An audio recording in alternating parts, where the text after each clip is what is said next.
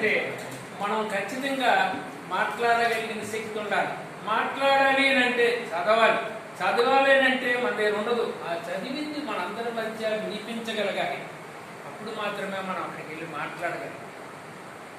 దీనికి నెలకు కార్యక్రమం ఏదో ఒకటి చేస్తామని నిర్ణయం చేసుకున్నారు కదా.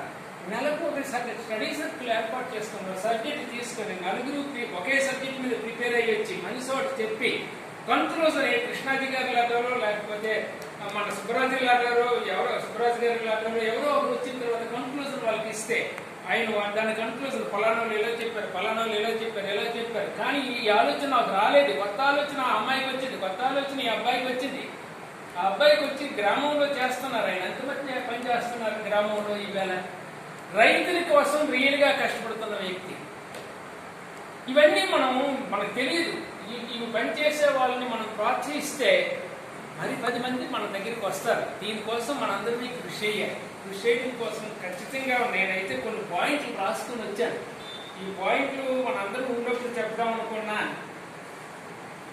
మనం పని చేయాలంటే మాట్లాడాలంటే ఏం చేయాలి? చదవాలి. చదివితే మాట్లాడగలం. ఆ చదివిన దాన్ని మనందరి మధ్యలో చెప్పగలిగితేనే మనం మాట్లాడగలం. మనం ఆడే మాటలు మనకే చికాకుగా ఉంటే నువ్వు మార్చుకుని చెప్పుకుంటాం. మనలో మనం తప్పలేదు. పలానా దగ్గర నువ్వు వాడిన పదం బాగాలేదు, మార్చని చెప్తాం. అలా చెప్పడం వల్ల మనం ఖచ్చితంగా మనందరినీ కూడా మంచి స్పీకర్లుగా తయారవుతాం. మంచి స్పీకర్గా తయారైంది నేనేమో ఇంత మాట్లాడేసి దిగెళ్ళిపోయాను అనుకుంటే లేదు. మనం మాట్లాడింది వాళ్ళకి ఉపయోగపడింది అయి ఉండాలి. రైతులకైతే రైతులకు ఉపయోగపడాలి, పిల్లలకైతే పిల్లలకు ఉపయోగపడాలి, విద్యార్థులకైతే విద్యార్థులకు ఉపయోగపడాలి, ఉపాధ్యాయులకైతే ఉపాధ్యాయులకు ఉపయోగపడాలి. ఉపాధ్యాయులు మనకంటే గొప్పలు అవ్వచ్చు, మన సబ్జెక్టు తెరాలి చిన్నలే.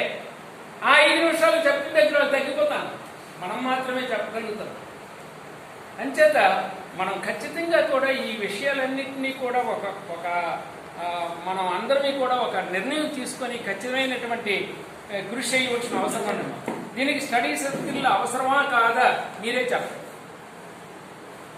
ఈ స్టడీ సర్కిల్ అనుకుంటున్నాం, ఎందుకు చేయలేకపోతున్నాం, దాని మీద కూడా మనందరం కూడా మాట్లాడాలి.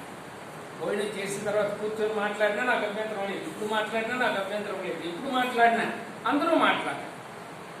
మనం పని చేస్తే కొత్త కార్యకర్తలు వస్తారా? నిదర్శనం.